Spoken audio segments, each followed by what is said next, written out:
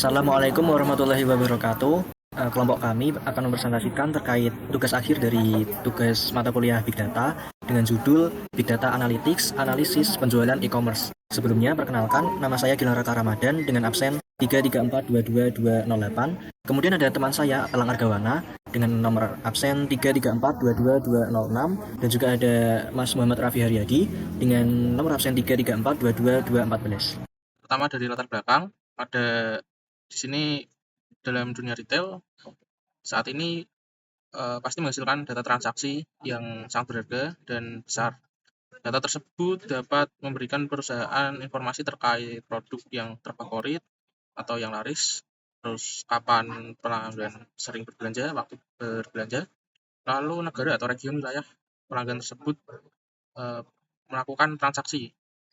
Kemudian dari segi teknologi dan pengolahan, hadirlah ada Apache Spark dalam proses analisis data dan pengolahan data yang berukuran besar akan memberikan efisiensi dan kecepatan.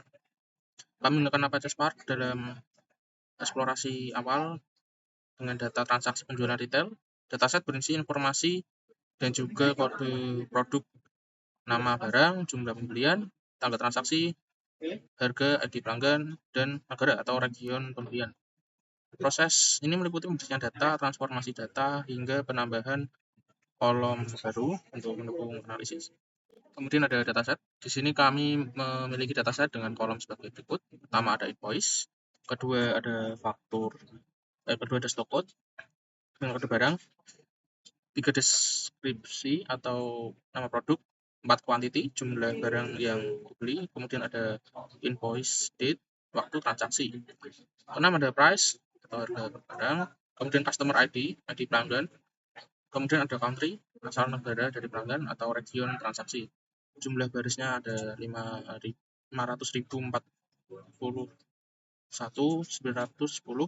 Kemudian jumlah kolom ada 8, jumlah pelanggan unik kurang lebih 4.300, dan jumlah negara ada 38 negara. Selanjutnya ada analisis permasalahan. Dalam sebuah bisnis itu biasa diperlukan analisis data guna mendukung kelancaran dan kesuksesan usaha, sekaligus meningkatkan profit dari perusahaan. Maka dari itu, analisis data itu sangat penting untuk menjawab pertanyaan berikut, seperti bagaimana melihat data penting dalam sebuah laporan penjualan.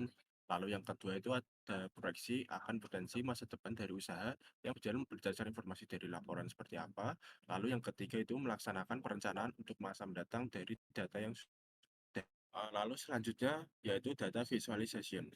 Dalam memvisualisasikan data, dari kami sendiri itu melaksanakan langkah-langkah sebagai berikut: visualisasi dan eksplorasi data, yang kedua pembersihan data, yang terakhir yaitu analisis data. Saya bakal ngelakuin demonstrasi untuk Google Colabs. Kita akan melakukan inisialisasi dan juga eksplorasi dataset. Seperti yang kita lihat, kita bakal import library dari PySpark, kemudian membaca data dengan spark.read.csv. Kemudian kita akan melakukan pemeriksaan tipe data. Data price ini sebelumnya adalah tipe datanya adalah string, diversikan menjadi tipe data float atau tipe data double. Kemudian kita akan melakukan print schema. Kemudian kita akan menentukan jumlah baris dan juga jumlah kolom dengan menggunakan df counts dan df columns. Setelah itu kita melakukan pemeriksaan untuk data unik dan jumlah data unik yang sudah ada. Setelah itu kita mencari statistik deskriptif, juga mencari missing value, kemudian menampilkan data 5 terbaru atau data teratas. Kita jalankan aja. Ketika kita menjalankan ini, kita akan mendapat skemanya atau ibaratnya adalah kolomnya, dimana ini invoice adalah string, stock code string, description string, quantity adalah integer, kemudian invoice date merupakan string, kemudian data price merupakan double atau float, customer ID integer, dan juga country adalah string. Dari sini kita juga mendapatkan data baris dan juga jumlah kolom, dimana jumlah barisnya sendiri kita memiliki 541 ribuan baris dengan jumlah kolom 8. Kemudian dari jumlah data unik ini kita output berupa kolom-kolom jumlah kolom yang unik ini. Misalnya untuk invoice kita memiliki 25.900 data unik. Kemudian untuk stok kode kita memiliki 4.070 data unik, description 4.000 unit, dan country kita memiliki 38. Kemudian untuk statistiknya bisa dilihat ini, karena untuk statistik deskriptif ini kita hanya mencari untuk data integer aja, yaitu quantity dan juga price. Untuk jumlah, mian, dan lain sebagainya bisa kita lihat di sini. Kemudian jumlah missing value. Nah, jumlah missing value ini artinya dalam kolom tersebut masih ada yang nol atau yang belum diisi. Kemudian untuk contoh datanya juga kita bisa melihat data terbarunya adalah seperti ini. Kemudian kita cari data yang ingin dihapus. Kemudian kita kasih kondisi ya, ketika datanya kurang lebih dari 0 kayak gini, kondisinya seperti ini. Kemudian kita juga bakal melakukan duplikat data, menghapus data yang duplikat, yaitu data invoice. Setelah itu kita bakal mendapatkan jumlah missing values yang terbaru. Kemudian ketika kita jalankan, kita tadi udah menjalankan kode ini, dan ketika dijalankan kita berhasil menghapus semua missing value, dan juga kita mendapatkan jumlah missing value-nya. Di sini udah terlihat nih 0, 0, 0, 0, 0 yang mengindikasikan bahwa missing value berhasil dihapus. Oke, kemudian kita akan melakukan transformasi dan enrichment, yaitu menambahkan kolom total price, month, dan day of week. Kemudian untuk total price ini rumusnya adalah quantity dikalikan price, kemudian dibulatkan 2 di setelah koma. Kemudian untuk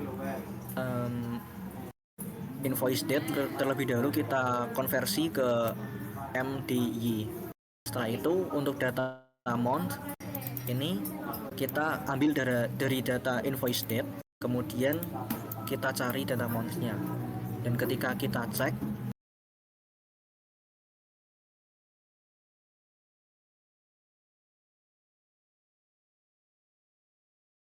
selanjutnya yang bakal kami lakuin yaitu melakukan transformasi dan enrichment.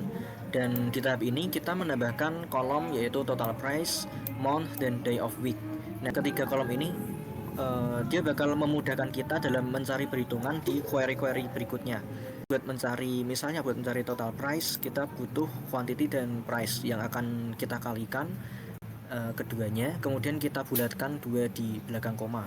Kemudian untuk mencari data month, kita mendapatkan data invoice date terlebih dahulu, kemudian melakukan filtering seperti ini. Kemudian setelah itu kita cek menggunakan print schema, dan kita cek juga datanya dengan menggunakan show. Ketika kita jalankan kode ini, maka si print schema ini dia bakal menampilkan skema dari CSV kita, yaitu kolom-kolomnya, kemudian tipe-tipe datanya. Kemudian untuk data show-nya kita juga bakal ditampilin oleh si Google Colab ini. Nah, sini kita belum memiliki total price, month, dan day of week, sedangkan di sini kita udah punya tambahan kolom seperti ini. Next, kita bakal melakukan analisis dan visualisasi data. Yang pertama kita bakal menghitung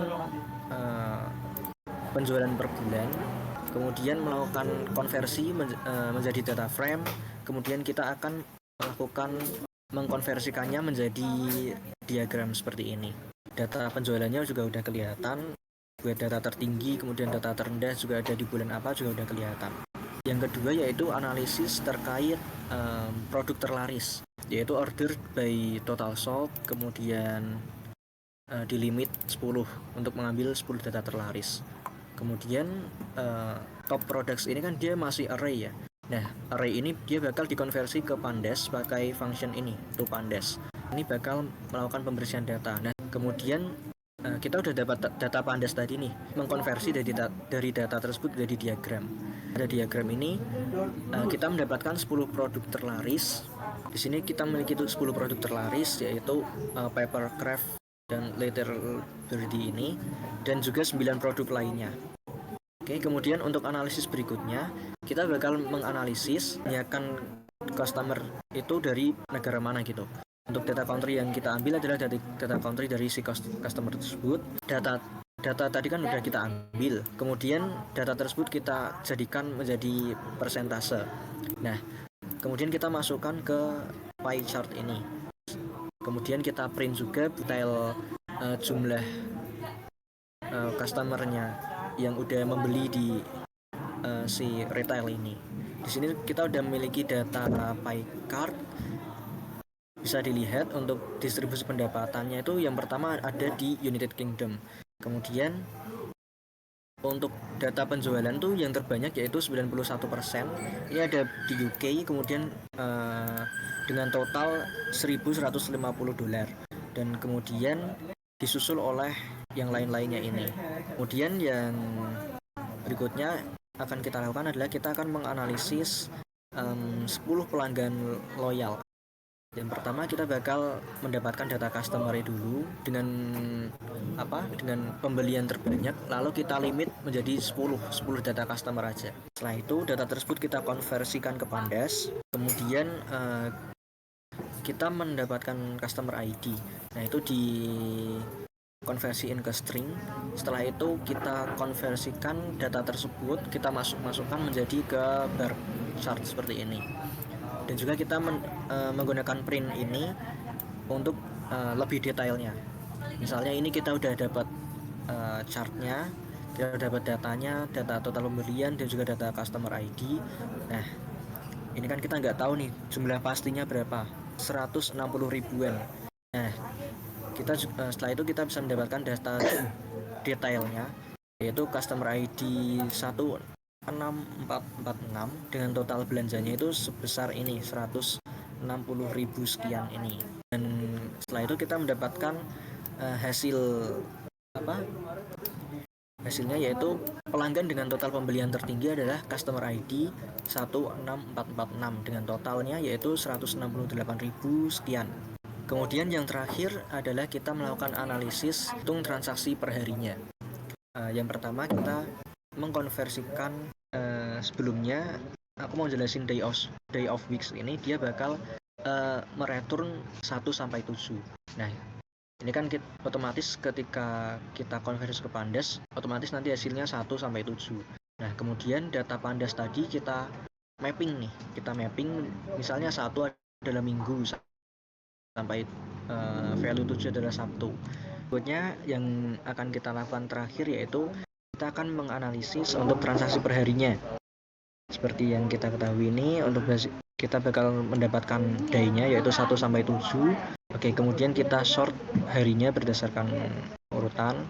Bakal melakukan menghapus baris yang tidak termapping yaitu 1 sampai 7. Kemudian data tersebut udah bersih. Setelah itu udah menjadi data yang siap pakai. Masukin ke menjadi bar chart seperti ini.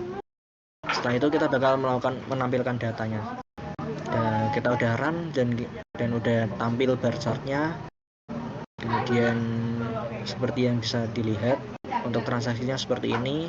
Sebenarnya transaksinya antara sekitar 800-an sampai 1.200-an sekian.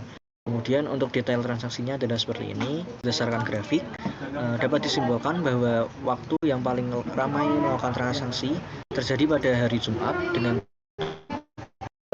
1.337 transaksi. Dari project ini, dataset penjualan retail memiliki lebih dari 500.000 transaksi yang mencakup informasi pelanggan, produk, serta waktu pembelian. Kemudian setelah pembersihan ditemukan beberapa masalah seperti harga yang masih dalam format string dan adanya nilai kosong atau 0. Kemudian menggunakan fungsi seperti regex, replace, cost, dan with column, data berhasil dibersihkan dan dikonversi. Analisis awal menunjukkan bahwa sebagian besar transaksi berasal dari United Kingdom serta terjadinya pada hari kerja. Kemudian selanjutnya penambahan kolom dari total price, bulan, dan hari berhasil memberikan gambaran dan tambahan tentang perilaku dan hasil dari eksplorasi ini dapat dijadikan dasar untuk analisis lanjut. Begitu saja yang dapat kami simpulkan. Terima kasih sebelumnya atas atensi dari teman-teman sekalian. Assalamualaikum warahmatullahi wabarakatuh.